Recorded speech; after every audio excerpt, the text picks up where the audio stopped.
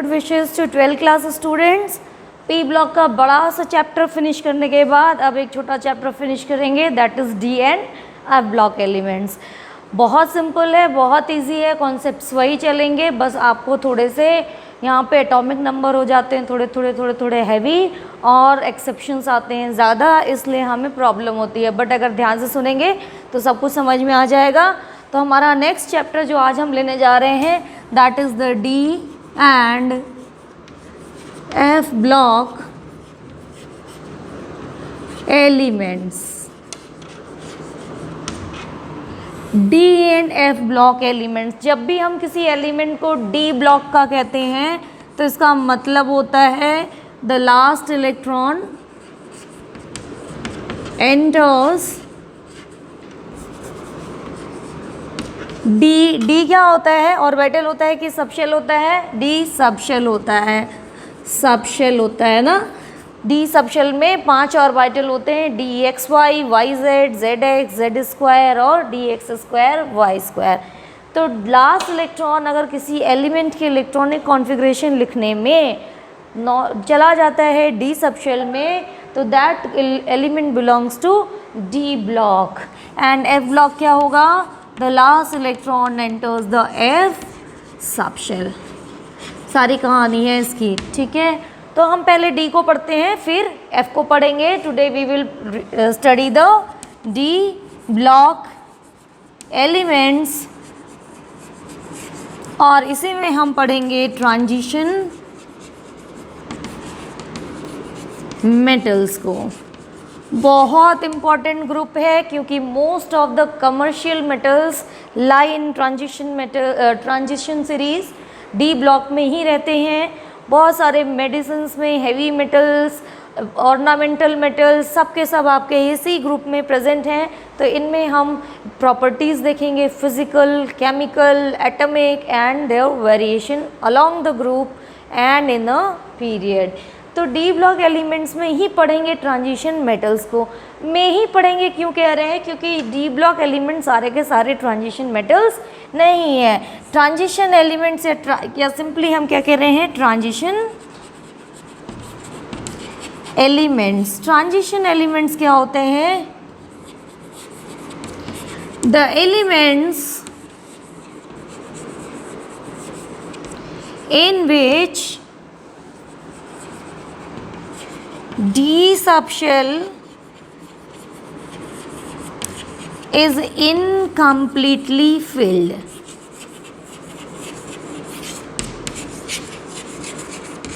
D subshell पूरी तरीके से नहीं भरा होता है, उन्हीं एलिमेंट्स को ट्रांजिशन एलिमेंट्स कहते हैं। डी ब्लॉक में कई एलिमेंट्स ऐसे भी हैं जिनमें डी में पूरा का पूरा 10 इलेक्ट्रॉन डी में आ सकता है, तो 10 का 10 भरा होता है। वही एलिमेंट ट्रांजिशन एलिमेंट्स नहीं कहलाते हैं, बाकी सभी कहलाते हैं। लेटेस्ट ये जो एक सेंटेंस लिखा है इसका एक्सप्लेनेशन देखते हैं, taking example of few elements. Zinc, the atomic number is 30, it means it is having 30 electrons. तो let us write down the electronic configuration.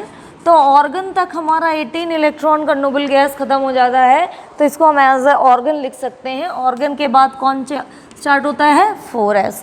4s में 2 इलेक्ट्रॉन भरे हैं, तो ये 18 थे, 19 20 हो गए और 3d में क्या आ गया? 10 इलेक्ट्रॉन, ठीक है। तो ये क्या हुआ? It's 3d is 10, it is not a transition element. यहाँ एक चीज़ ध्यान रखिएगा, the element in which D subshell is incompletely filled in ground state और एनी स्टेबल ऑक्सीडेशन स्टेट। ये दोनों ही बातों को फुलफिल करना ज़रूरी है। तो ग्राउंड स्टेट में तो इसमें 3d10 है। देखते हैं जिंक का जो कॉमन ऑक्सीडाइज्ड फॉर्म होता है दैट इज जिंक 2+ आयन, तो इसमें भी 2 इलेक्ट्रॉन निकालने हैं। जब निकलता है इलेक्ट्रॉन तो आउटर मोस्ट शेल से निकलता है, थर्ड से बाहर होता है 4, तो 4s हो जाता है 0 और 3d हो जाता है 10। तो इसकी ना तो ग्राउंड स्टेट में ना ही किसी भी स्टेबल ऑक्सीडेशन स्टेट में इनकम्प्लीट डी है, इसलिए ये ट्रांजिशन एलिमेंट नहीं है। Let us see the example of copper. तो एक कॉपर का एक्सेप्शनल इलेक्ट्रॉनिक कॉन्फ़िगरेशन होता है, इसका कितने इलेक्ट्रॉन होते हैं 29। तो हमारे पास आया ऑर्गन, होना क्या चाहिए था 4s2 3d9, मगर होता क्या है एक इलेक्ट्रॉन इधर जंप कर जाता है because of the stability of completely filled D orbital. यहाँ तो हो जाते हैं 10 और यहाँ हो जाता है 1। अब आप कहेंगे कि ये भी तो 3d10 कॉन्फ़िगरेशन है, तो ये भी ट्रांजिशन एलिमेंट नहीं होना चाहिए। तो ये ट्रांजिशन एलिमेंट ऑक्सीडाइज फॉर्म में मिलता है कॉपर प्लस और कॉपर 2+ आयन। तो कॉपर प्लस आयंस का तो फॉर्मूला होता है 4s0 3d10, but copper 2+ is organ 4s0 and 3d9। इस इलेक्ट्रॉनिक कॉन्फ़िगरेशन ने बचा लिया इसको ट्रांजिशन एलिमेंट ना होने से। तो कॉपर अपनी इस ऑक्सीडेशन स्टेट में किसी ना, ये क्या है और लिखा है, दोनों में से एक कंडीशन तो होनी ही चाहिए। तो it is having incomplete D electronic configuration in copper 2+ ion, so it is a transition element but it is not a transition element. तो सबसे पहले जो हम लोग ट्रांजिशन एलिमेंट्स पढ़ रहे थे तो उनकी जो परिभाषा पढ़ रहे हैं, तो उसके अकॉर्डिंग कौन कौन हो गए ट्रांजिशन एलिमेंट। कॉपर नहीं है, जिंक है, इसी जिंक के सीरीज़ में आते हैं cadmium and mercury. Zinc cadmium mercury transition elements नहीं है, जबकि आप इसमें और कोई भी क्वेश्चन पूछा जा सकता है। तो जैसे कॉपर का क्वेश्चन पूछा तो copper still having 3d10 configuration, तब भी ये क्या है ट्रांजिशन एलिमेंट है। जब हम ट्रांजिशन एलिमेंट्स की बात करते हैं तो सबसे पहले डी सबशेल जो आते हैं वो आते हैं थर्ड शेल ऑनवर्ड। इसका मतलब 3d की सीरीज़ मिलेगी, 4d की सीरीज़ मिलेगी, 5d की सीरीज़ मिलेगी, और कौन सी मिल सकती है, you can get the 6d series. ठीक है, तो ये जो सीरीज, ये कौन सी कह रहे हैं हम, 3d series, 4d series, 5d series और 6d सीरीज़। 3d सीरीज़ हमेशा 4s के बाद आती है, 4d हमेशा 5s के बाद आती है। जो ये 4 है ये किसको रिप्रेजेंट कर रहा है, पीरियड को, पीरियोडिक टेबल का पीरियड। इसका मतलब 4th पीरियड में 3d सीरीज़ मिलती है, 5th पीरियड में 4d सीरीज़ मिलती है। इसको हम फर्स्ट ट्रांजिशन सीरीज़, इसको सेकेंड, इसको थर्ड और इसको 4th ट्रांजिशन सीरीज़ भी कहते हैं। ठीक, 3d सीरीज़, फर्स्ट ये सारी टर्मिनोलॉजी हैं, जब हम बोलेंगे तो आपको फटाक से दिमाग में याद आना चाहिए। 3d series first transition series है, 4th पीरियड में मिलती है पीरियोडिक टेबल के। 4d series second transition series है, किस में मिलेगी, एक बढ़ा लेना हमेशा, कहाँ मिलेगी, ये 5th पीरियड में मिलेगी। ठीक, 5d series third transition series है, 6th पीरियड में मिलेगी। 6d सीरीज़ कौन से पीरियड में मिलेगी, 7th पीरियड में मिलेगी, और ये 4th ट्रांजिशन सीरीज़ है। अच्छा, इतने सारे इसमें हर सीरीज़ में 10 एलिमेंट्स हैं। क्यों 10 एलिमेंट्स हैं, क्योंकि डी में 10 इलेक्ट्रॉन भरा जा सकता है। हर अगले इलेक्ट्रॉन की फिलिंग से एलिमेंट चेंज होता है, एटॉमिक नंबर बढ़ता चला जाता है। जैसे जो फर्स्ट सीरीज़ है that is your scandium, titanium, vanadium, chromium, manganese, iron, cobalt, निकल, कॉपर एंड जिंक, ये हमारी सीरीज़ है। अब इसी के साथ साथ नीचे भी आएंगे खूब सारी सीरीज़, अब याद करने में तो बड़ी आफत आने वाली है, तो प्लीज़ आप लोगों को बिल्कुल नहीं याद करना है, आपको पहली ट्रांजिशन सीरीज़ ज़रूर याद रखनी है। ठीक, इसके अलावा जो भी वेरिएशन जब हम लोग देखेंगे तो वेरिएशन के टर्म्स में आप वैसे ही समझ जाएंगे। तो scandium, titanium, vanadium, chromium, manganese, iron, cobalt, निकल, कॉपर एंड जिंक, ये पहली ट्रांजिशन सीरीज़ है।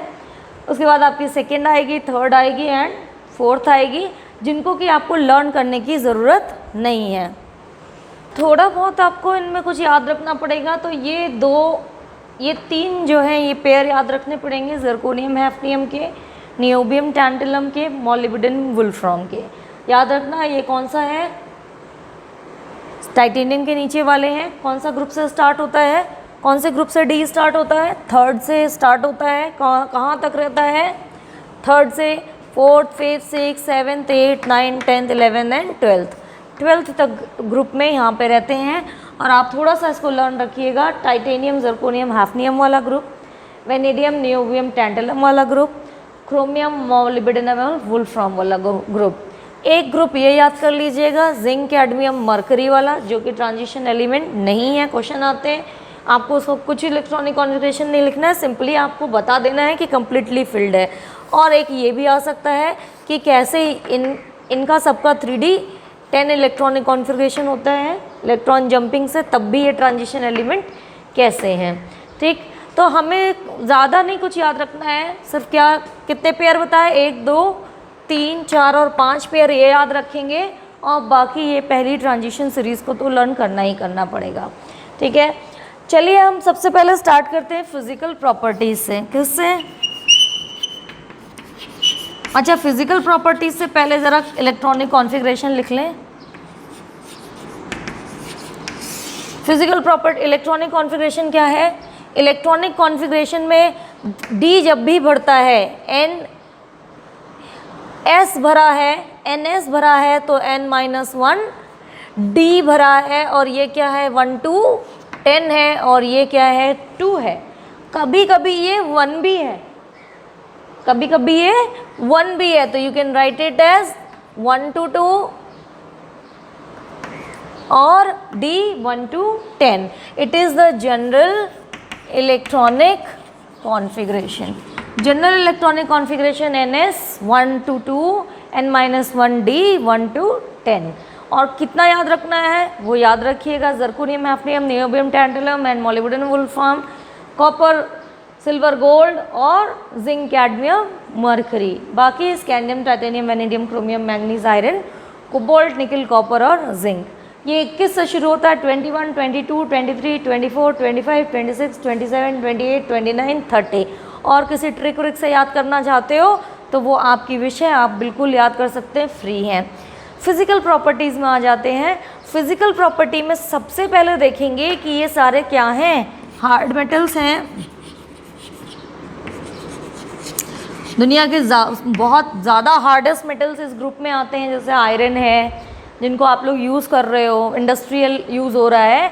जबकि सबसे अच्छा मेटल क्या होता है? मेटल क्या होता है? मेटल जो इलेक्ट्रॉन को लूज़ करे। इलेक्ट्रॉन लूज़ कौन करता है? जिसके पास आउटर मोस्ट शेल में कम इलेक्ट्रॉन होते हैं, तो वो क्या करता है 1, 2, 3, 4 ऐसे इलेक्ट्रॉन लूज़ करके स्टेबल हो जाता है, कंप्लीट करता है अपना शेल को।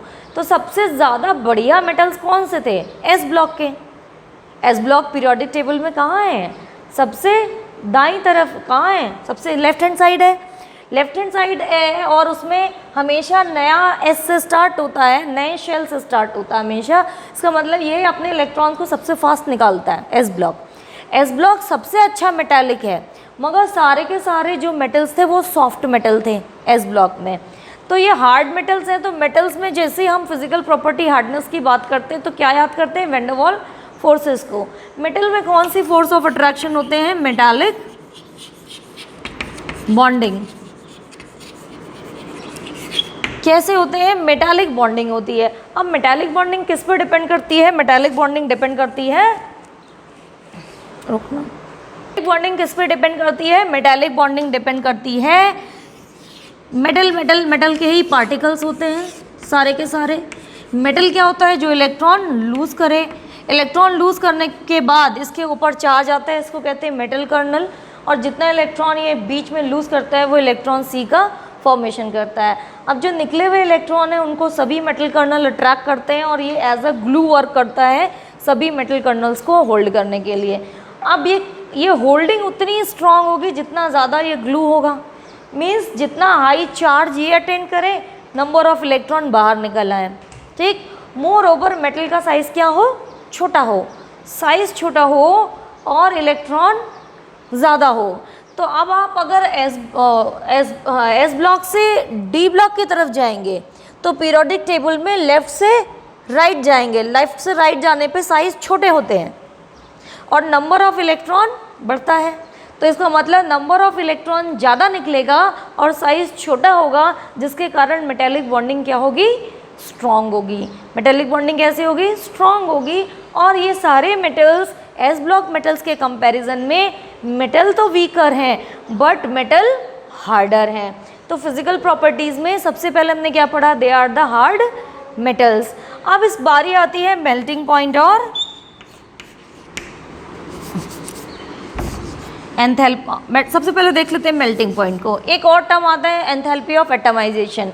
सॉलिड से लिक्विड बनना मेल्ट होना है, सॉलिड से गैस बनना एटमाइज होना है। जब भी कोई चीज़ एटम के फॉर्म में आ जाएगी तो वो गैसियस स्टेट में आ जाएगी। तो मेल्टिंग पॉइंट का वेरिएशन देखेंगे और एंथैल्पी ऑफ एटमाइजेशन का वेरिएशन देखेंगे सबसे पहले इन द पीरियड, फिर उसको हम लोग ग्रुप में भी कंपेयर करेंगे। देखो अब हम लोग देखेंगे मेल्टिंग पॉइंट का वेरिएशन अलोंग द पीरियड। तो हमने क्या कहा, हम ज़्यादातर चीज़ें थ्री डी सीरीज़ में देखेंगे जो कि हमारी फर्स्ट ट्रांजिशन सीरीज़ है। अगर आप स्कैंडियम का इलेक्ट्रॉनिक, हम सब बाकी रब कर दे रहे हैं, अभी इसकी ज़रूरत नहीं है, ये रहने दो।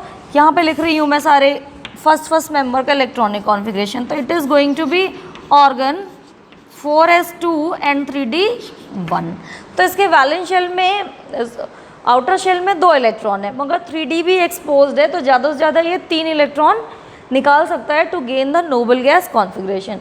ये 3 इलेक्ट्रॉन निकालेगा। अब जैसे टाइटेनियम में आओगे, टाइटेनियम का क्या हो जाएगा? ऑर्गन 4s2 और 3d2। फिर वैनेडियम क्या हो जाएगा? Organ 4s2 3d3। और क्रोमियम का कॉन्फ़िगरेशन आपको पता ही है, it is the exceptional electronic configuration, organ 4s1 and 3d5। वैसे क्या होना चाहिए था? 4s2 और 3d4, बट डी की स्टेबिलिटी के कारण ये क्या होते हैं? 3d5 होते हैं। अब आ जाओ मैंगनीज में। मैंगनीज आया ऑर्गन 4s2 और 3d5। तो अब देखो, जैसे जैसे आप लेफ्ट से राइट जा रहे हो पीरियोडिक टेबल में, number of electrons to participate in metallic bonding बढ़ रहा है और साइज घट रहा है। तो मेल्टिंग पॉइंट पहले क्या होता है? बढ़ता चला जाता है। कहाँ तक? मान लो ये स्कैंडियम का था, फिर टाइटेनियम का था, फिर वैनेडियम का था, फिर क्रोमियम का था।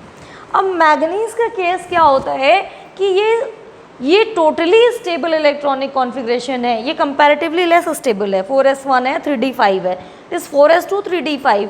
तो ये क्या करते हैं? Because of this stable electronic configuration, no participation इन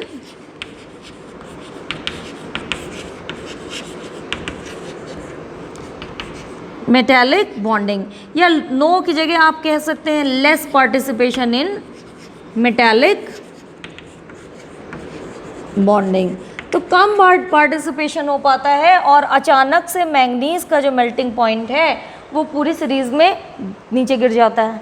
अब जैसे ही आयरन ऑनवर्ड आएगा, अब आयरन ऑनवर्ड क्या होगा? इलेक्ट्रॉन की पेयरिंग चालू हो जाएगी। डी में 5 इलेक्ट्रॉन मैक्सिमम हो सकता है, छठा इलेक्ट्रॉन आएगा तो डी में इलेक्ट्रॉन की पेयरिंग होगी। अब जैसे जैसे इलेक्ट्रॉन पेयर अप होते चले जाते हैं, उनका निकलना मुश्किल होता जाता है।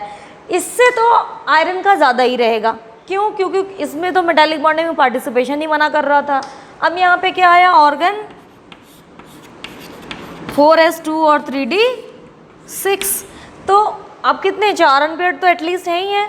यहाँ पे फिर बढ़ेगा, आयरन का मेल्टिंग पॉइंट फिर ज़्यादा है, मगर फिर क्या होता है? Again for case of cobalt, फिर निकिल, देन कॉपर और जिंक का मेल्टिंग पॉइंट बिल्कुल कम हो जाता है। पूरी सीक्वेंस में जिंक का मेल्टिंग पॉइंट सबसे कम, क्योंकि उसको मेटालिक बॉन्डिंग में पार्टिसिपेट ही नहीं करना। क्यों नहीं करना? क्योंकि उसका 4s भी कंप्लीट है और 3d भी कंप्लीट है।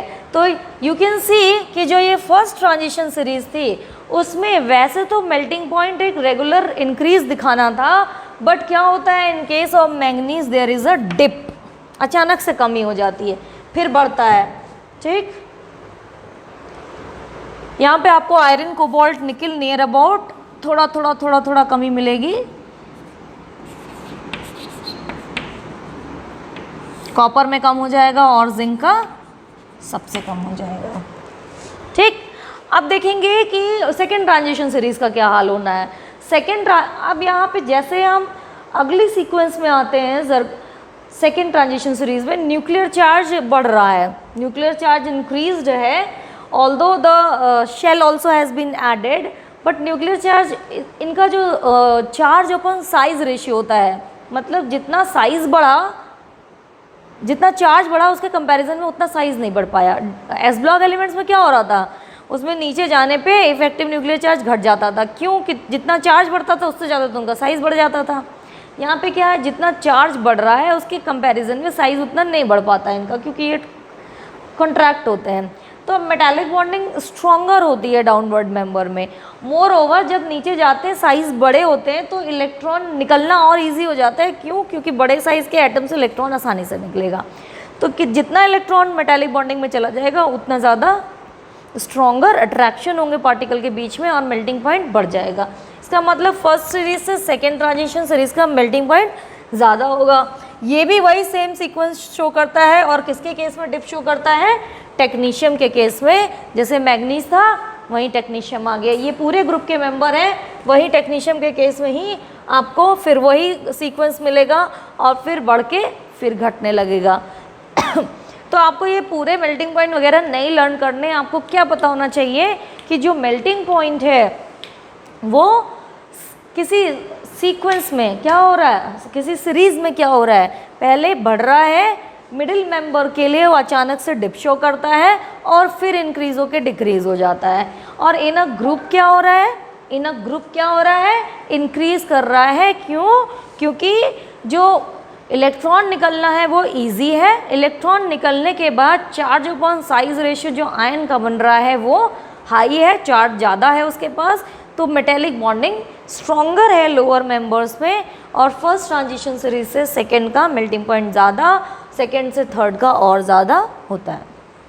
यही same variation enthalpy of atomisation के केस में भी मिलता है, उसको अलग से पढ़ने की ज़रूरत नहीं है। एंथैल्पी ऑफ एटमाइजेशन कुछ नहीं, मेल्टिंग है आपका सॉलिड से लिक्विड होना और सॉलिड से गैस हो जाना, that is enthalpy of atomisation. Depend उसी फैक्टर पे करता है, that is interparticle force of attraction, कौन कितना ज़्यादा स्ट्रॉन्ग है वीक है, सेम वेरिएशन का ट्रेंड मिलता है। That is the variation of atomic and ionic size के डी ब्लॉक में अलोंग एनी सीरीज कैसे रहता है वेरिएशन एटॉमिक साइज का, और अलोंग द ग्रुप या अलग अलग सीरीज़ में कैसे उनमें वेरिएशन मिलता है। अगेन हमको इसमें इसका इलेक्ट्रॉनिक कॉन्फ़िगरेशन लिखना पड़ेगा।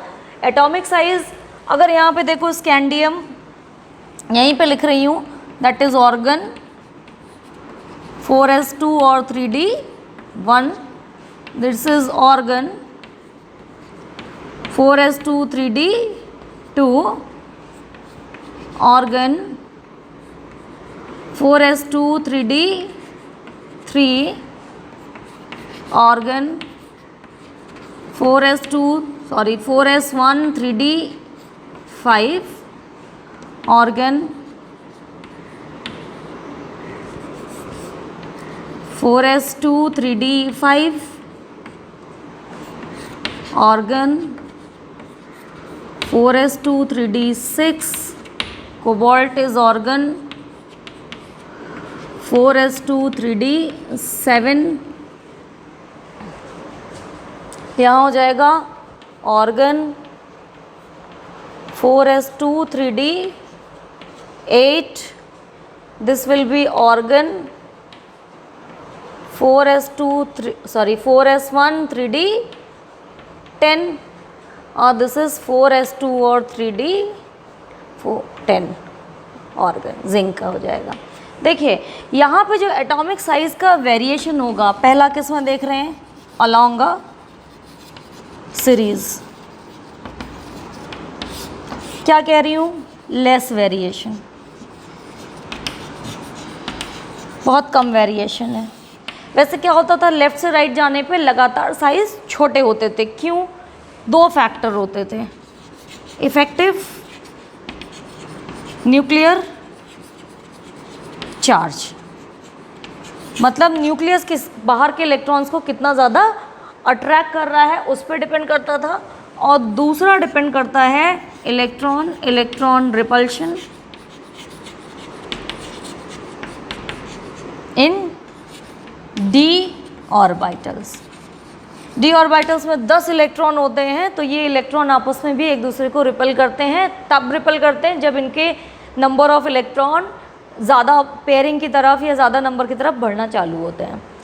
सबसे पहले क्या होगा इफेक्टिव न्यूक्लियर चार्ज के कारण, जैसे जैसे आप स्कैंडियम से टाइटेनियम, वेनेडियम, देन क्रोमियम, फिर मैंगनीज तक जाएंगे तो साइज़ लगातार छोटे होंगे। ठीक, यहाँ से यहाँ पे कौन सा इफेक्ट डोमिनेट कर रहा है? इफेक्टिव न्यूक्लियर चार्ज का इस तरफ, और उस तरफ कौन डोमिनेट कर रहा है? इलेक्ट्रॉन इलेक्ट्रॉन रिपल्शन का, नंबर ऑफ इलेक्ट्रॉन बढ़ रहा है। इफेक्टिव न्यूक्लियर चार्ज साइज़ को छोटा कर रहा था, इलेक्ट्रॉन इलेक्ट्रॉन रिपल्शन बड़ा कर रहा है।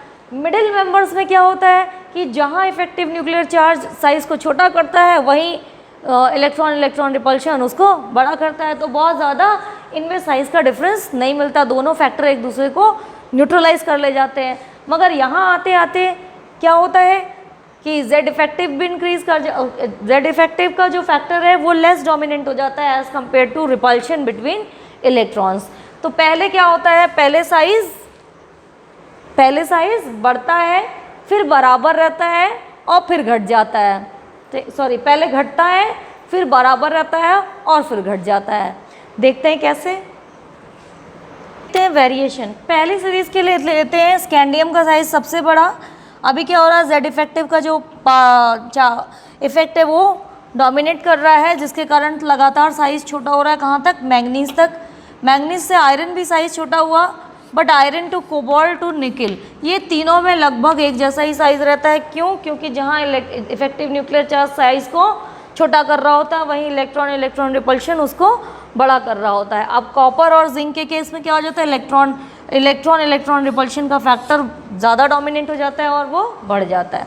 तो यहाँ से लेके वहाँ तक वैसे तो क्या होता, नॉर्मल सीरीज़ होती तो ये घटता ही चला जाता, वेरिएशन आपको कम ज़्यादा मिलता। अभी कितना वेरिएशन मिला? सिर्फ पूरी सीरीज़ में वेरिएशन सिर्फ इतना ही मिला।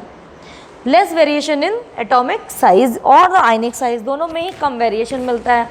अगर आप यहीं पे देखिए नेक्स्ट सीरीज़ के लिए, तो अब नेक्स्ट सीरीज़ क्या है, नेक्स्ट शेल स्टार्ट हो रहा है, तो ये भी कुछ ऐसा ही रहेगा, घटेगा और फिर बढ़ जाएगा। ये फर्स्ट ट्रांजिशन सीरीज़ हुई, ये सेकेंड ट्रांजिशन सीरीज़ हुई। फर्स्ट ट्रांजिशन सीरीज़ है 3D जो 4s के बाद भरी जाती है। सेकेंड ट्रांजिशन सीरीज़ है 4D जो कि 5s के बाद भरी जाती है। अगली फिफ्थ ट्रांजिशन सीरीज़ है 5D जो 4f के बाद भरी जाती है और 4f 6s के बाद भरा जाता है। ठीक, इसका मतलब जब हम 5D में इलेक्ट्रॉन्स की फिल कर रहे हैं उससे पहले 4f में इनर में 14 इलेक्ट्रॉन भर के आए, मगर 4f कैसे हैं, डिफ्यूज हैं, जिसने प्रॉपर शील्डिंग प्रोवाइड नहीं करी। अब जितना कॉन्ट्रैक्ट होना चाहिए था, जैसे यहाँ से यहाँ साइज़ जो फर्स्ट ट्रांजिशन सीरीज़ से सेकंड ट्रांजिशन सीरीज़ का जो साइज़ बढ़ना चाहिए था और सेकंड से थर्ड का कुछ इतना बढ़ना चाहिए था, मगर हुआ क्या कि जो इनर लैंथेनॉइड सीरीज़ के बीच में आने के कारण 4s सीरीज़ के एलिमेंट्स को क्या कहते हैं, लैंथेनॉइड सीरीज़ एलिमेंट्स, जो ये एक्स्ट्रा 14 इलेक्ट्रॉन की फिलिंग हुई इनर ऑर्बिटल्स ने, उसने न्यूक्लियर में भी 14 प्रोटॉन बढ़ाया है, मगर इनर ऑर्बिटल ने प्रॉपर शील्डिंग प्रोवाइड नहीं किया। कैसे? देखो, मान लो ये 14 यहाँ बढ़ गया, आपको तो कहाँ से साइज डिटरमाइन होता है, आउटर मोस्ट से। कौन है आउटर मोस्ट? छठा शेल। ठीक, भर कहाँ रहे हो, 4f में इलेक्ट्रॉन, कितना 14, उससे एक्स्ट्रा 14 चार्ज बढ़ गया, मगर 4f ने क्या किया, प्रॉपर शील्डिंग नहीं करी। कई इसके पास ऐसी जगह हैं जिससे न्यूक्लियस का चार्ज बाहर के शेल्स को अंदर खींच सकता है, तो जिससे ये जब ये अंदर खींचेगा तो 6s खींच के अंदर आ जाएगा। जो बढ़ोतरी फिफ्थ शेल से सिक्स्थ शेल में होनी चाहिए थी उतनी नहीं हो पाएगी। तो यहाँ पे सेकेंड और थर्ड ट्रांजिशन सीरीज़ में अलॉन्ग अ सीरीज़ तो वेरिएशन सेम रहता है, मगर साइज़ का डिफरेंस बहुत कम रहता है। ठीक, इसी तरह से सेकेंड और थर्ड ट्रांजिशन सीरीज़ में क्या आया, because of the filling of 4f elements before the filling of 5D which is the third transition series, 4f elements have increased contributed for the filling of 14 electron in the inner 4f orbitals, for which 14 protons also have been increased in nucleus. 4f the inner 4f are not providing proper shielding, but the nuclear charge that has been extra increased for the 14 units is contracting the outermost shell. So जो size का increase, the size increase from first to second transition series whatever was there, it is not found in the size increase from the second to third transition series. यहाँ पे कौन आ गया? Lanthanoid series का fill होना before the filling of 5D. ठीक है. Even during the filling of 4F, जब 4F में फिलिंग करना चालू किया जाता है तो भी लगातार 6 आउटर मोस्ट शेल कौन सा है? 4F कब भरेगा? 6S के बाद. आउटर मोस्ट तो 6th शेल है. जब 4F में लगातार एक एक इलेक्ट्रॉन भरते हैं तो लगातार न्यूक्लियस 6 को अंदर की तरफ खींचना चालू करता है. तो ये जो ग्रेजुअल और रेगुलर डिक्रीज होता है along the lanthanoid series, it is also called as the lanthanoid contraction. Lanthanoid contraction के कारण ही जो साइज 6th शेल का इतना रहना चाहिए था वो ऑलरेडी खिसक के नीचे आ चुका है. अब D में इलेक्ट्रॉन भरोगे तो साइज तो ऑलरेडी छोटा ही हो चुका है और छोटा होगा. तो this term we called as the lanthanoid contraction. Lanthanoid contraction के कारण सेकेंड और थर्ड ट्रांजिशन सीरीज के एलिमेंट्स में साइज में बहुत ज़्यादा डिफरेंस नहीं रहता. अलोंग द सीरीज साइज में बहुत ज़्यादा डिफरेंस नहीं था. अलोंग द ग्रुप केवल फर्स्ट से सेकंड में बड़ा है, सेकंड से थर्ड और थर्ड से फोर्थ में अब कौन सा कॉन्ट्रैक्ट आ जाता है? एक्टिनियम भरता है, एक्टिनॉइड सीरीज भरता है. तो ना सीरीज में ज़्यादा वेरिएशन है ना ग्रुप में ज़्यादा वेरिएशन है साइज़ का. तो ट्रांजिशन मेटल्स में ये ग्रुप साइज़ में वेरिएशन कम होने के कारण जब आप एक ट्रांजिशन मेटल को गलाते हैं और दूसरे में मिलाते हैं तो ये सब एक दूसरे के लैटिस पॉइंट्स को आसानी से ऑक्यूपाई करके एक होमोजीनियस अलॉय का फॉर्मेशन करते हैं. आपने देखा होगा transition metals they form very good alloys. क्यों? Because of less difference in atomic size. When they are mixed together they can occupy each other's lattice points. तो it is now is it clear?